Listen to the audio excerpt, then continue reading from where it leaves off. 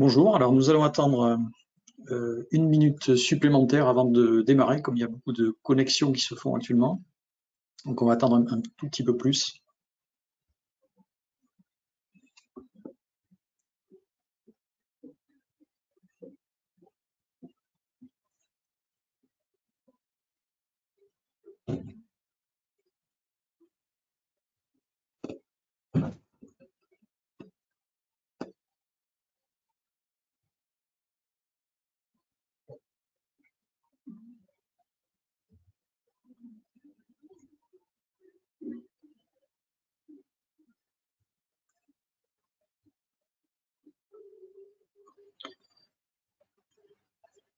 Voilà, je vois qu'il y a encore pas mal de connexions en cours. On va encore attendre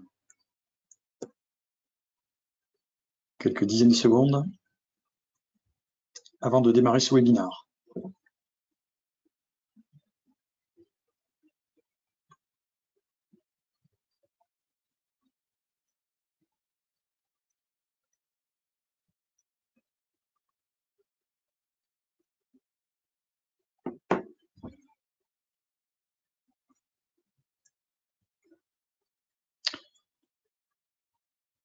Voilà, je pense qu'on va y aller.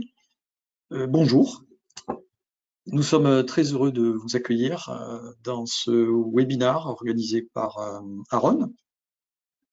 Nous allons parler aujourd'hui de mobilité et d'ICRF mobile. Alors, ce que nous appelons ici MCRF, M étant pour mobile, et donc l'ICRF mobile pour la collecte de vos données cliniques. Ce webinaire a une durée à peu près d'une demi-heure, plus les questions-réponses que vous aurez. Nous sommes 3 intervenants aujourd'hui. Je suis Emmanuel Penn. Je serai accompagné de Laura Thomas Bourneuf de Admedica, du laboratoire Admedica, qui est Medical Project Manager. Bonjour Laura. Et je serai aussi accompagné de Marie-Christine Prêtre, qui est notre chef de projet, Aaron, qui notamment vous fera une présentation de notre nouvel outil MCRF.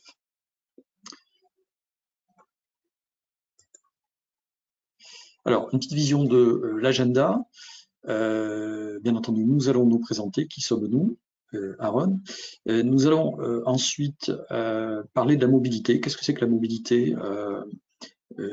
Et notamment, quels sont les défis pour l'utilisation d'un ICRF mobile? À quels problèmes nous allons répondre? Et comment répondre à ces problèmes et comment la solution Aaron MCRF peut répondre donc à ces différents défis. Nous allons ensuite avoir un témoignage et une présentation très intéressante du laboratoire Admedica avec Laura Thomas Bourneuf sur leur utilisation de la solution et leur projet. Comment s'est passé leur projet, quels en étaient les objectifs et ce que ça leur a apporté. Juste après cela, nous allons donc vous montrer la dernière version de notre solution Aaron MCRF et nous allons bien entendu terminer par une session de questions-réponses. Voilà le programme. Alors, donc vous avez pour poser des questions sur votre écran une petite fenêtre que vous voyez ici à l'écran avec un petit bouton orange avec une flèche blanche.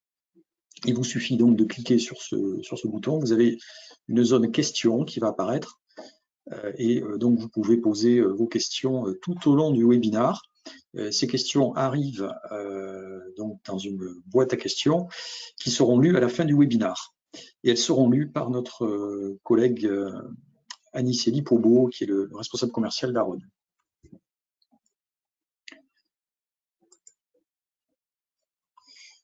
Bien, Aaron, d'abord, qui sommes-nous? Nous sommes un éditeur français de logiciels dédié à la collecte et à la gestion des données cliniques. Donc, nous sommes un acteur vraiment spécialisé de la recherche clinique. Et ce qui nous caractérise, c'est l'utilisation des technologies de développement les plus récentes et le fait de mettre en priorité dans nos développements l'UX, c'est-à-dire l'expérience utilisateur et l'interface utilisateur. Nous recherchons vraiment à optimiser cette expérience utilisateur et notamment la facilité d'utilisation. Et d'autre part, nous mettons l'accent sur les problématiques liées à la sécurité des plateformes, la réponse aux normes réglementaires. Donc c'est vraiment les deux axes qui vont nous caractériser, la technologie et la sécurité. Aaron propose une suite d'applications dédiées à la recherche clinique, notamment donc une solution ICRF, une solution de randomisation qui peut être intégrée bien entendu à l'ICRF, une solution d'IPRO qui est en fait une extension de notre plateforme principale Aaron et qui permettra donc la saisie de données par des patients avec un certain nombre de particularités. Et nous avons aussi une solution qui permet le partage d'images médicales de haute définition en groupe de travail. C'est un nouveau projet que nous avons.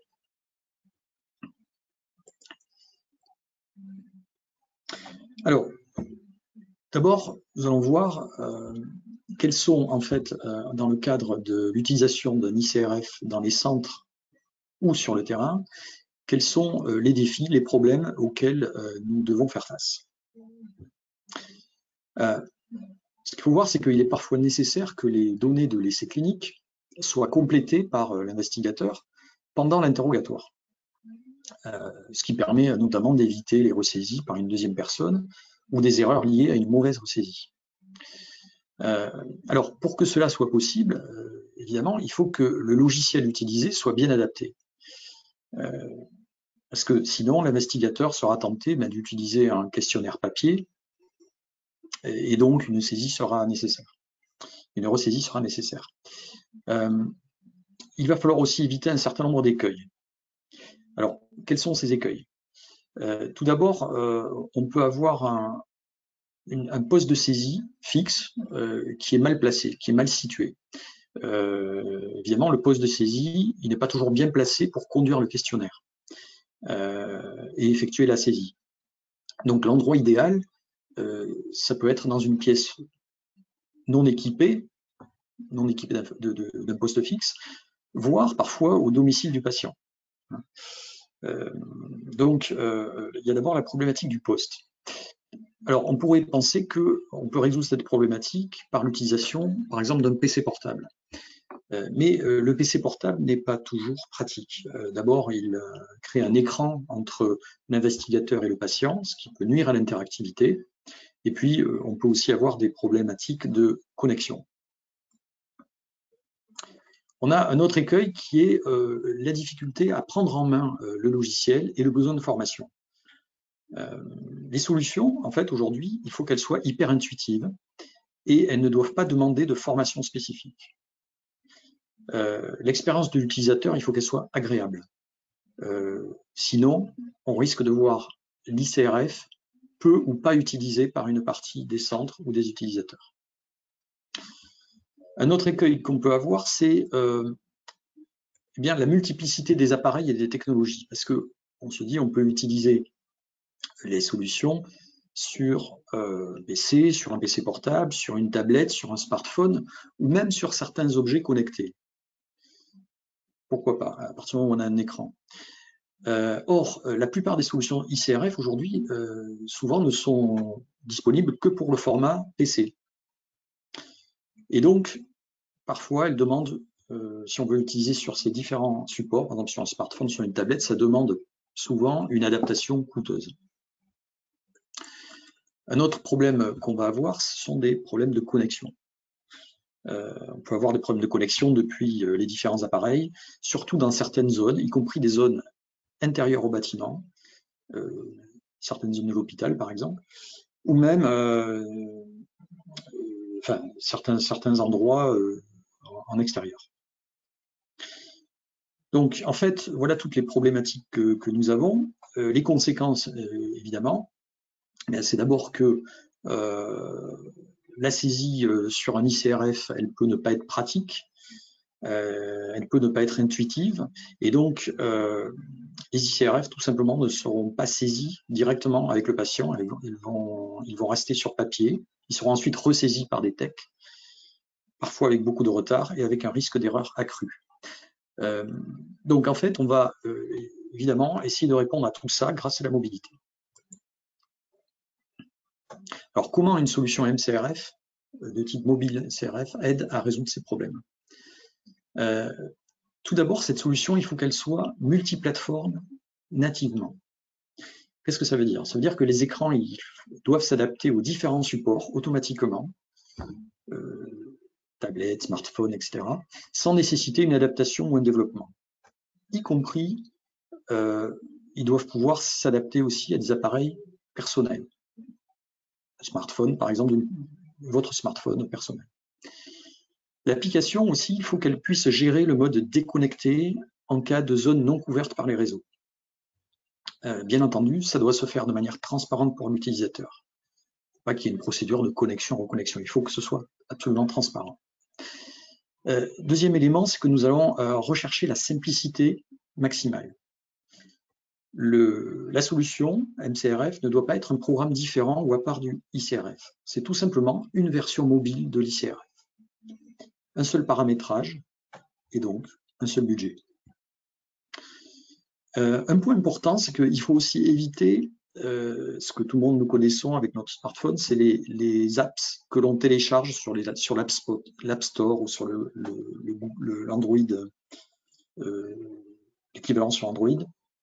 Parce que le fait d'installer une app, c'est déjà une opération qui peut être compliquée et donc un frein au déploiement. Donc en fait, on va privilégier d'autres méthodes, comme par exemple envoyer un lien SMS, et le simple fait de cliquer sur le lien SMS va ouvrir l'application.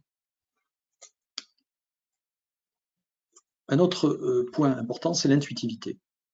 Évidemment, l'interface doit être hyper intuitive, elle doit ne pas nécessiter de formation spécifique, ce qui veut dire que, par exemple, un investigateur nouveau, qui n'a jamais utilisé ce type d'application, doit pouvoir le faire.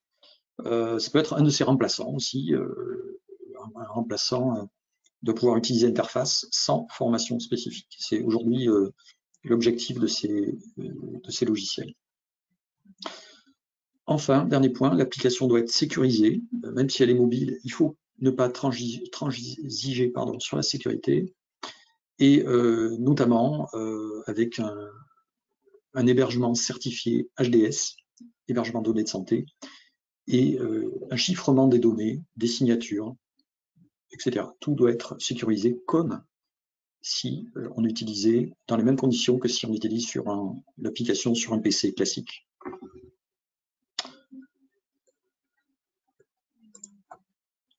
Voilà, donc ce dont j'ai parlé juste avant, c'est ce à quoi nous répondons avec notre solution Aron MCRF, qui est, comme je disais, une extension de notre outil ICRF. Donc, nous utilisons notamment pour le multiplateforme une nouvelle technologie dans la nouvelle version qui s'appelle PWA, ce qui veut dire Progressive Web Apps. Nous gérons le déconnecté.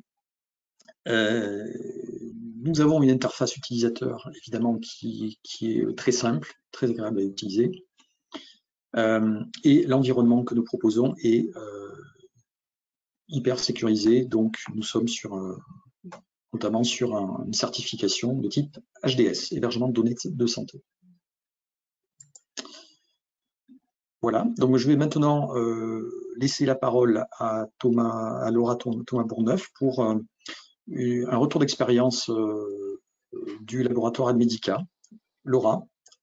Oui, donc bonjour à tous. Merci de me permettre de faire un retour d'expérience sur au sein de notre laboratoire. Donc juste pour me resituer, donc moi je suis donc Laura Thomas Bourneuf, je suis pharmacien de formation et je suis chef de projet chez Admedica. J'y travaille depuis 2015 et donc je vais vous faire un petit retour d'expérience sur l'utilisation du CRF sous format de tablette chez Admedica au cours de l'une de nos études. Donc, juste pour vous resituer un petit peu Admedica. Alors, juste, j'ai perdu le voilà. Donc, Admedica, donc, on est une société française pharmaceutique qui a été fondée en 2005 et qui est spécialisée dans le développement et la commercialisation de produits médicaux pour les maladies rares et au niveau des besoins médicaux insatisfaits et également dans les marchés de niche. Donc, Admedica a un fort intérêt dans le domaine de l'hématologie puisqu'on est très impliqué dans la drépanocytose, qui est une maladie génétique de l'hémoglobine et donc qui est une maladie orpheline. Et notre société commercialise le premier traitement de référence dans cette maladie, qui est le cyclos. Donc, Admedica est une petite société puisqu'on est un peu moins de 40 salariés. Au niveau de la recherche clinique, notre équipe est composée d'un directeur médical, d'un chef de projet, donc moi-même, et d'une attachée de recherche clinique. On a également 2 personnes en pharmacovigilance. Et donc, du fait de sa taille, Admedica sous-traite une partie assez importante de ses activités à des prestataires externes.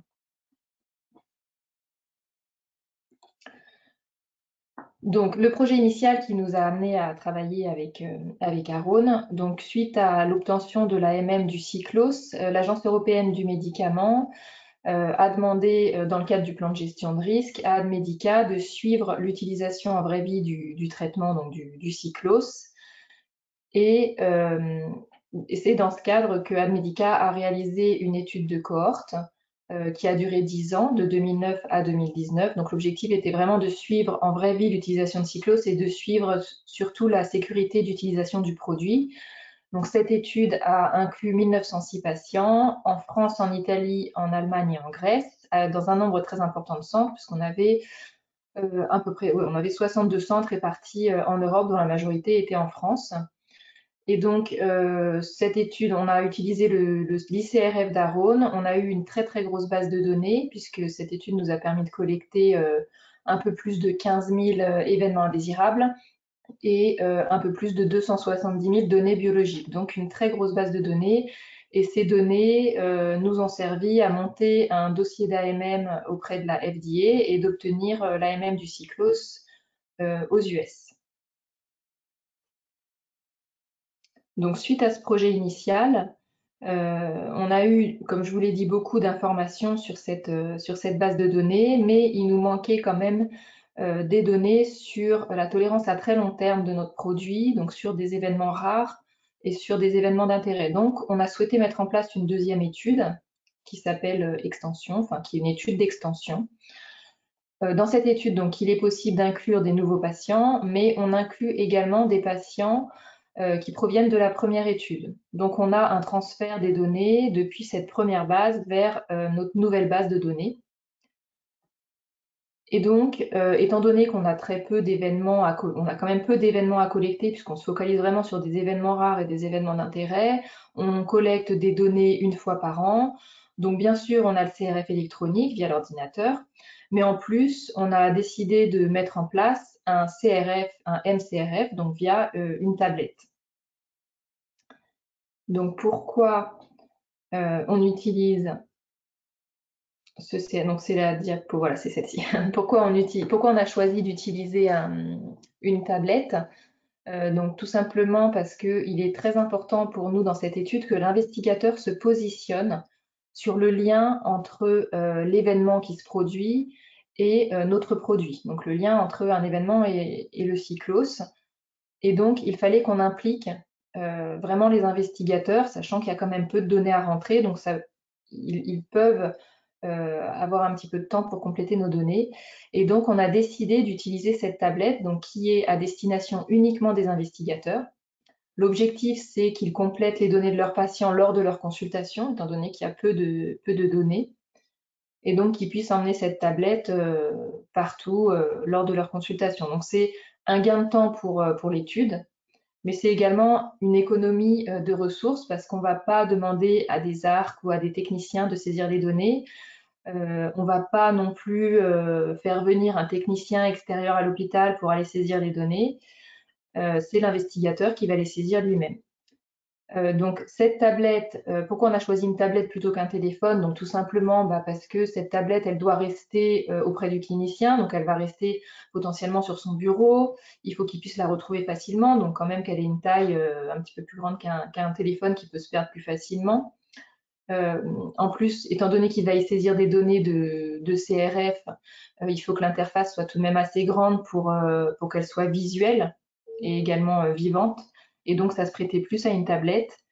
Et ces tablettes sont dédiées exclusivement à l'étude. Donc, l'investigateur ne peut pas faire autre chose que de saisir des données de l'étude dans cette tablette.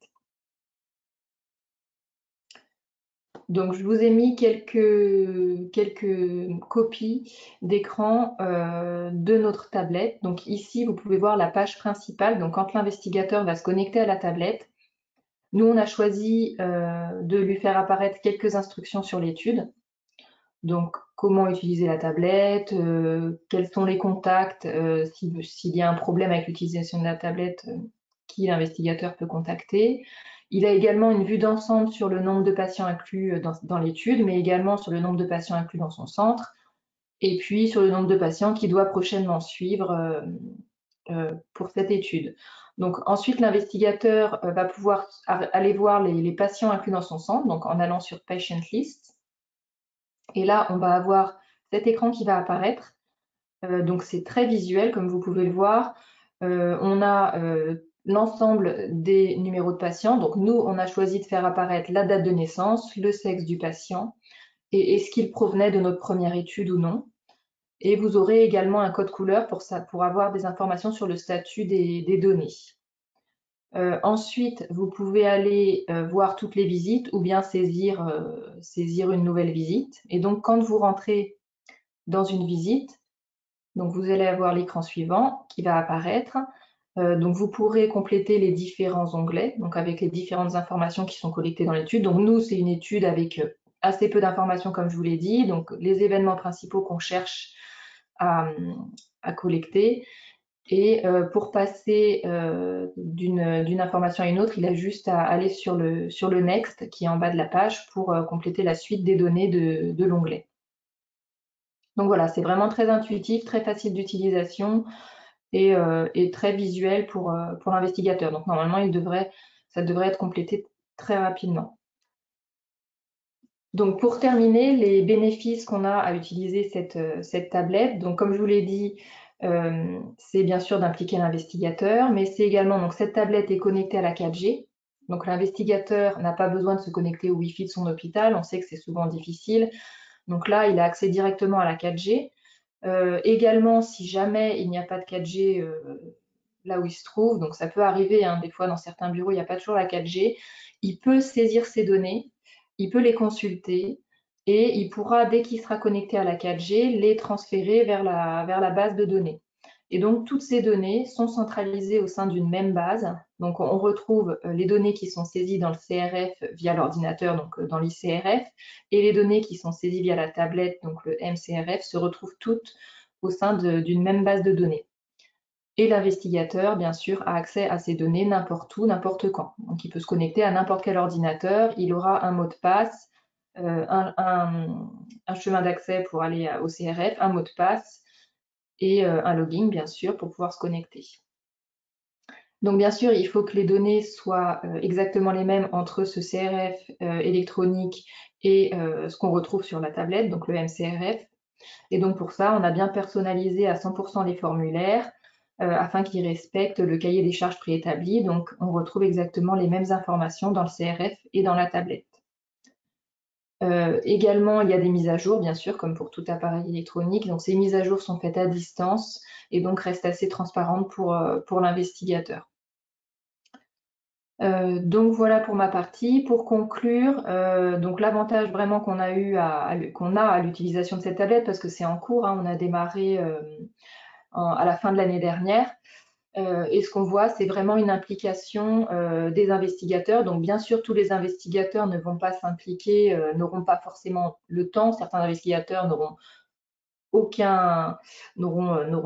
pas du tout le temps pour saisir des données, mais on remarque que quand même, il y a pas mal d'investigateurs qui vont s'impliquer, saisir des données, et c'est très important, notamment pour notre étude, pour pouvoir avoir l'impact du traitement sur des événements de la part du médecin. Voilà, je crois que c'était tout pour ma partie. Donc je vais laisser la parole et puis je reviendrai pour les questions. Merci Laura, merci pour cette belle présentation. Alors n'hésitez pas à poser des questions à Laura ou à moi-même. Je vois qu'il y en a déjà eu plusieurs, donc nous allons les reprendre à la fin. Alors maintenant nous allons laisser la parole à Marie-Christine Prêtre qui va nous faire une rapide démonstration de la dernière version de notre outil ICRF, MCRF. Voilà, je vous laisse la parole. Voilà, bonjour à tous. Est-ce que vous me voyez bien mon écran? Oui, pas de souci. Merci. Donc, nous allons donc vous présenter notre nouvelle version de l'application ICRF-MCRF et nous allons donc pour cela nous connecter avec un profil investigateur. Et nous allons arriver directement sur la fiche du profil de cet utilisateur connecté où il pourra, pour certaines de ces données comme le titre, le prénom, le nom de famille ou le téléphone et l'email, pouvoir le modifier s'il le souhaite, s'il y a une erreur ou pas. Il a accès à ces données pour pouvoir le modifier. Il pourra à partir de cette fiche également soit accéder aux différentes options via ce menu principal. Donc vous avez là quatre options principales où il a également un bouton ici qui lui permet d'accéder directement à la liste des patients. Voilà, donc nous allons regarder notre tableau de bord qui permet donc justement d'avoir des indications sur les données, l'état des données des patients, par des indicateurs qui vous présentent le nombre de patients qui n'ont pas de visite, le pourcentage de patients qui ont des visites incomplètes et des patients qui ont toutes leurs visites complétées. Et vous avez également la courbe d'inclusion, voilà, qui vous permet de voir l'évolution des inclusions des patients. Donc, nous allons également vous montrer qu'en cliquant sur un des indicateurs, vous allez pouvoir arriver directement sur la liste des patients qui sera filtrée sur ce critère. Donc là, par exemple, si je clique sur ce critère, enfin sur cet indicateur de patients qui ont des visites incomplètes, voilà, j'arrive directement donc sur la liste des patients filtrés sur cette information et vous pouvez également filtrer vos données sur d'autres critères qui sont disponibles, les critères qui sont présents ici dans la liste. Vous pouvez donc filtrer sur le sexe ou sur la date de naissance. Et là, vous voyez qu'ils ont été le critère des visites incomplètes a donc été ajouté automatiquement. Pour entrer dans le CRF, donc je vais cliquer sur le bouton CRF et nous allons arriver directement sur la dernière page en cours de modification ou la dernière page qui a été modifiée. Donc vous voyez que nous pouvons voyager dans les différentes pages en cliquant sur chaque item de menu des pages qui correspondent à la visite. Nous pouvons voyager dans les visites ici via cette liste. On peut ajouter des visites de follow-up si l'on souhaite ou ajouter une visite de withdrawal. Si je le fais, voilà, j'ajoute et j'arrive dans la visite. Nous avons aussi un mode assistant qui peut justement permettre de voyager. Donc ici, si par exemple je saisis la date, on fait continue, on arrive justement de page en page comme c'est le next qui permet de saisir et du coup on voyage comme ça de page en page et ça enregistre en même temps.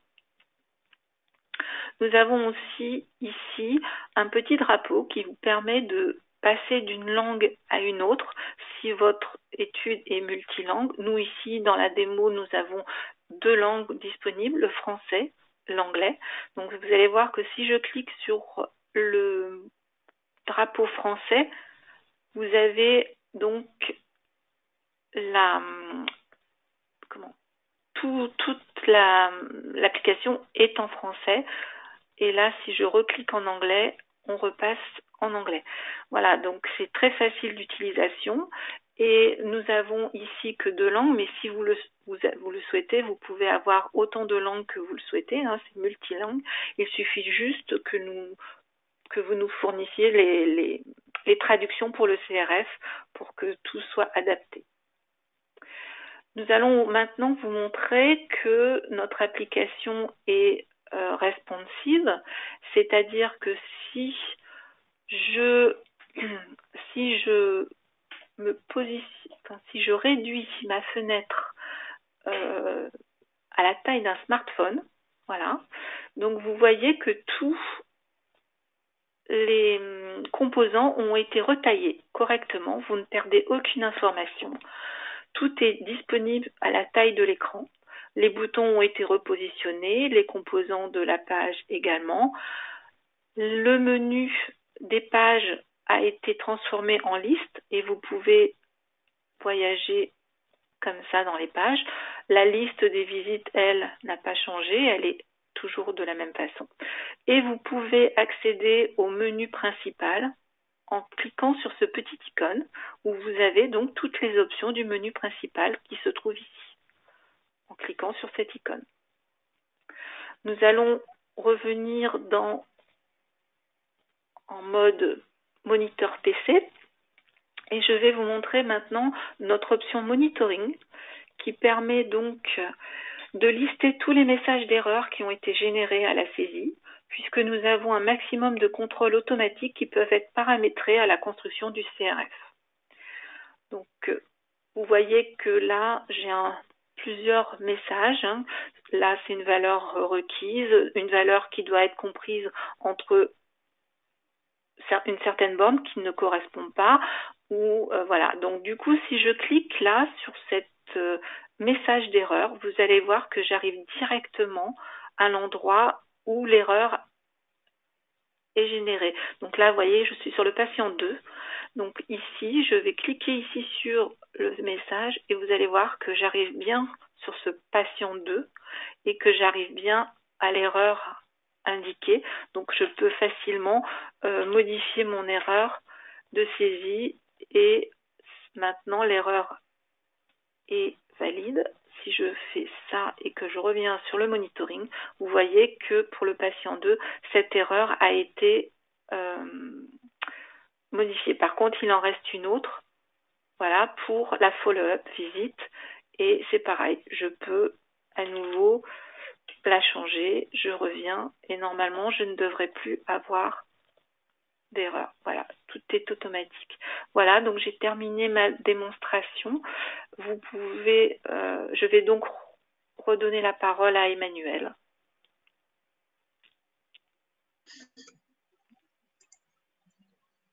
Eh bien, merci Marie-Christine.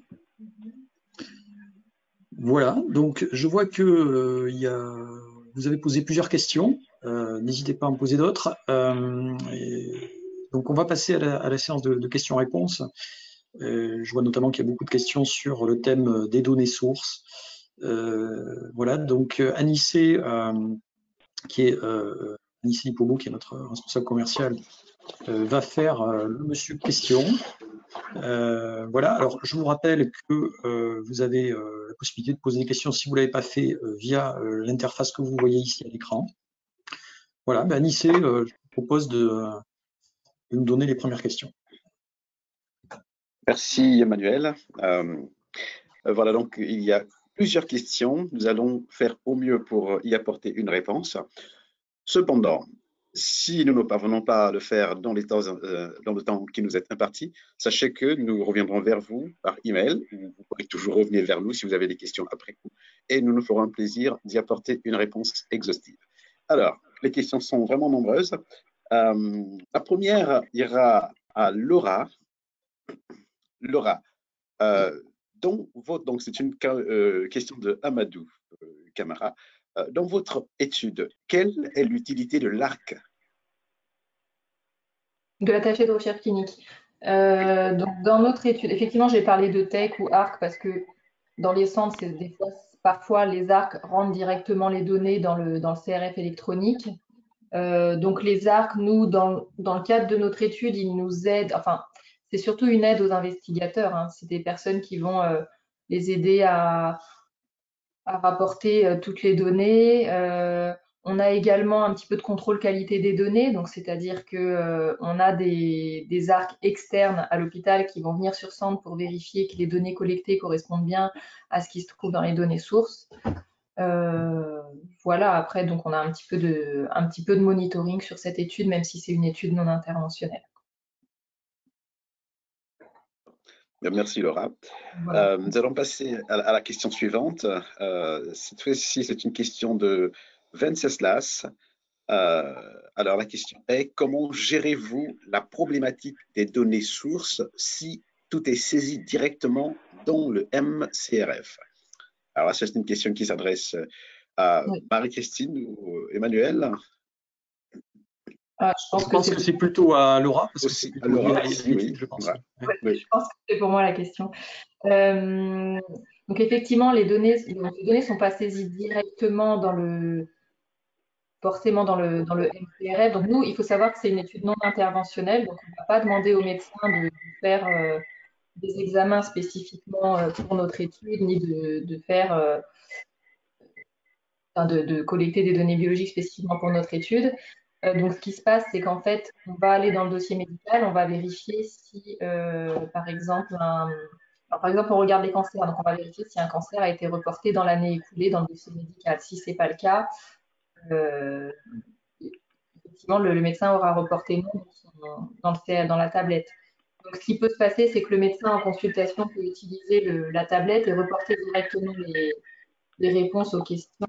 Par contre, il faudra bien qu'il le reporte également dans le dossier médical de suivi du patient. De toute façon, on est obligé d'avoir pour donner des données sources collectées à côté. Donc, ce que nous, on a fait pour notre étude, c'est qu'on a mis en place des fiches d'aide à la saisie dans lesquelles il est reporté que le patient a eu un ulcère ou a eu un cancer au cours de l'année écoulée. Et là, le médecin pourra mettre par écrit oui, non.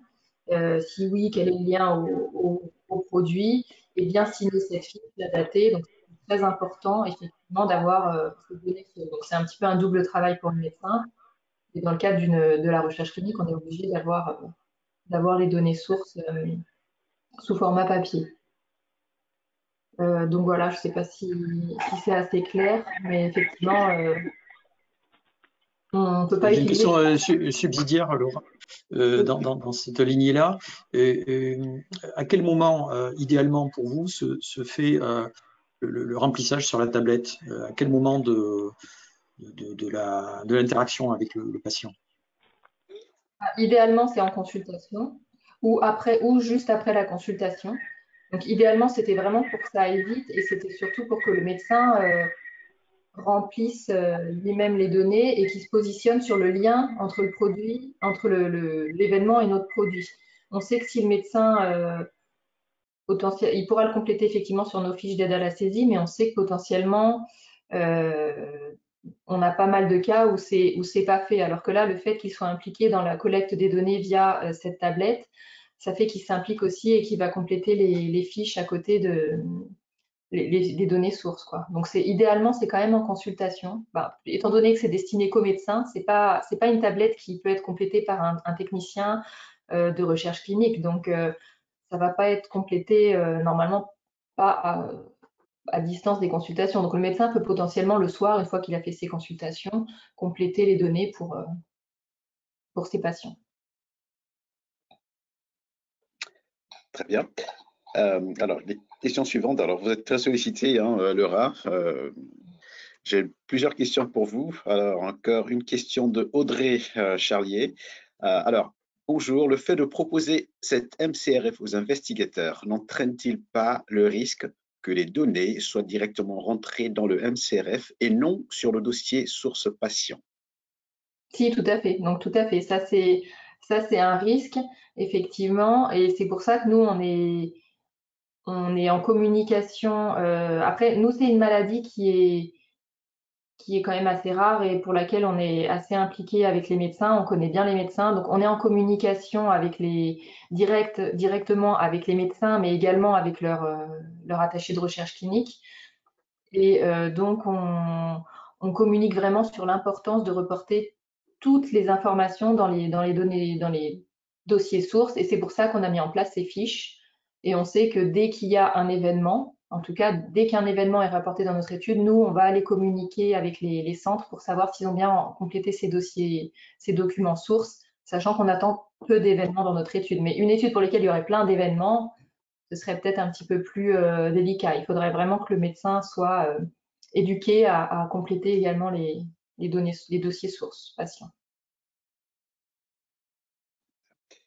On va faire un intermède, une question pour Emmanuel, avant de revenir à une question pour Laura. Emmanuel, le système Aaron est-il gratuit? Ça, c'est une belle question. Alors, j'imagine que c'est une question un peu provocative, mais en fait, la question, c'est combien coûte finalement la solution. Écoutez, c'est assez simple en fait. Hein,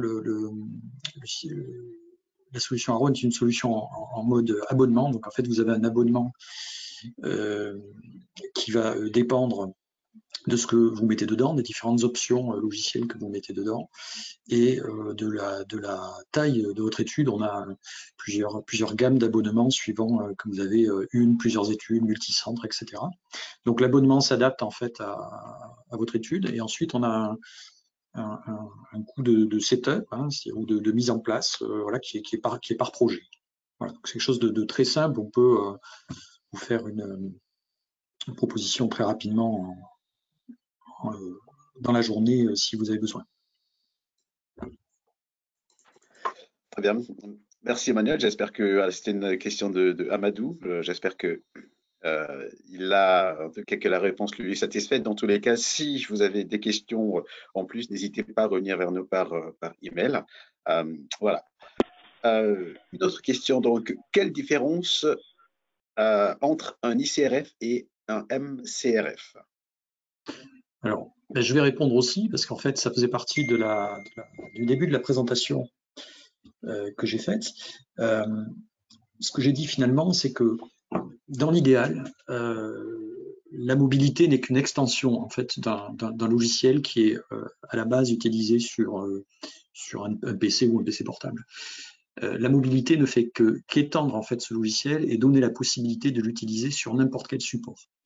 Donc une tablette, c'est ce qu'a fait Admedica, mais on peut aussi faire de la mobilité sur un smartphone. Donc imaginons, vous pouvez avoir une étude qui demande à vous déplacer chez les patients, eh bien ça peut peut-être être sur tablette ou peut-être sur téléphone portable. Évidemment, il faut que l'application, donc l'ICRF, s'adapte au support. Et donc, c'est cette adaptation qu'on appelle la mobilité et donc le MCRF. Hein. Donc, en fait, ce qu'il faut retenir, c'est que c'est juste le même produit, la même application, c'est simplement utilisé sur des supports différents. Mais ce qu'il y a derrière tout ça, évidemment, ce sont des technologies qui permettent de le faire, hein, qui permettent de s'adapter facilement à ces écrans, qui en rendent l'utilisation simple, facile, et qui vont gérer aussi les périodes où vous n'avez pas de connexion Internet. Voilà. Très bien. Merci Emmanuel pour cette réponse. Je pense qu'elle est exhaustive et que Amadou, en tout cas, aura eu la réponse qu'il attendait. Alors, une autre question pour Laura, cette fois, concernant l'interface de l'application. L'interface moniteur, est-elle pratique? C'est une question de Jessica Bertugo. Donc l'interface moniteur, effectivement, il y a possibilité. Enfin, en fait, l'ARC aura un compte pour accéder au CRF. Il aura accès du coup uniquement à ses fonctions. Donc c'est très très facile d'utilisation, il aura accès à toutes les données des patients du centre pour lequel il est attaché de recherche clinique et il pourra faire du monitoring sur ces données. Donc, on a un code couleur notamment pour qu'ils puissent voir si les données ont été monitorées ou pas, s'il y a des queries sur les données. Ensuite, il peut avoir accès directement à l'ensemble des queries des patients de son centre quand il est sur son interface. Donc, c'est vraiment très facile d'utilisation. C'est vrai qu'on ne l'a pas présenté, mais voilà, je pense que si vous avez des questions là-dessus, Aaron pourra vous faire une présentation éventuellement de l'utilisation en tant qu'attaché de recherche clinique de cette base de données. Donc, je ne sais pas si Marie-Christine ou Emmanuel, vous avez autre chose à rajouter par rapport à l'interface en mode ARC. Peut-être Marie-Christine, moi, ce que je peux juste dire, c'est que c'est un souci permanent que nous avons chez Aaron, c'est que les interfaces soient simples, pratiques justement, et donc nous travaillons beaucoup avec nos clients, avec ceux qui ont à l'utiliser pour améliorer nos interfaces. Voilà, Marie-Christine, je ne sais pas si tu veux rajouter quelque chose. Non, tout a été dit. En fait, voilà, dans notre nouvelle version, nous allons encore accentuer sur justement cet aspect de facilité et d'accès et d'utilisation avec comme je vous ai montré, hein, dans le style que je vous ai montré, avec une liste donc des queries pour la surveillance, avec un accès direct, comme je vous l'ai montré sur le CRF. Voilà, on va travailler exactement comme ça, et il y aura forcément tous les profils n'ont pas les mêmes accès, hein, comme l'a dit Laura, donc on joue avec les codes couleurs, avec des choses intuitives pour que ce soit le plus simple possible et le plus facile et que le travail soit facilité surtout, voilà.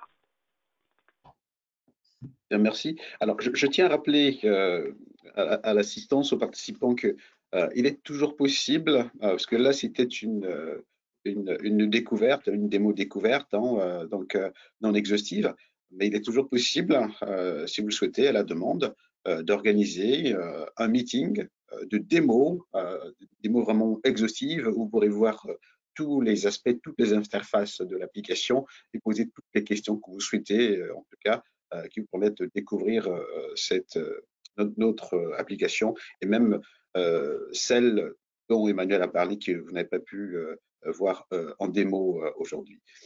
Une autre question pour Laura, elle continue d'arriver. Pourquoi avez-vous choisi Aaron plutôt qu'un autre éditeur d'ICRF? Donc nous,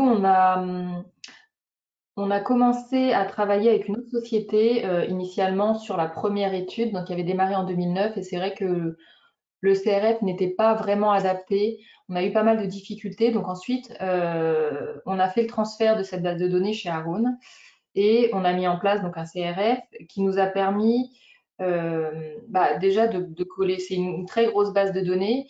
On a travaillé avec Aaron sur cette première étude, ça s'est très bien passé. On a analysé l'étude, donc on a souhaité poursuivre dans cette étude d'extension avec Aaron. Donc tout d'abord parce qu'il y a une réactivité qui est quand même très très importante pour nous, parce que c'est vrai qu'on est une petite société, mais on a quand même beaucoup de changements dans nos CRF. C'est vrai que on sait qu'on travaille aussi avec d'autres sociétés, hein, ça nous est arrivé sur d'autres CRF, mais c'est toujours assez long et compliqué de faire des changements dans les bases, dans ces cas-là. Et c'est vrai qu'on n'a pas rencontré ces difficultés avec Aaron. Et puis la base, en tout cas, étant donné que c'est une étude non interventionnelle, on peut être un peu plus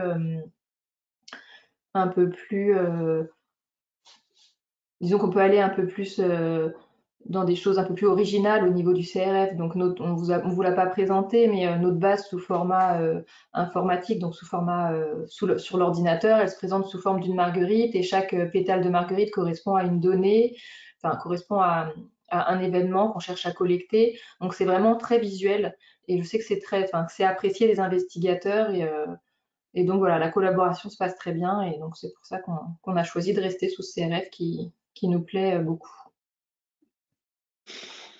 Très bien.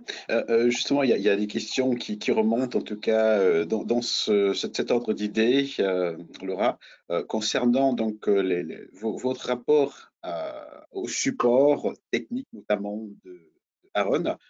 Comment, parce que c'est des questions qui reviennent souvent hein, dans mes relations, dans mes rapports avec les clients ou les prospects. Il y a cette inquiétude-là, notamment pour les personnes qui n'ont jamais eu à utiliser un ICRF. Donc, comment est-ce que lorsque le produit est livré en production, est-ce que vous êtes livré à vous-même ou est-ce qu'il y a vraiment un accompagnement, un support technique qui est avec vous pour vous, vous répondre à vos questions ou aux problèmes techniques que vous rencontrez?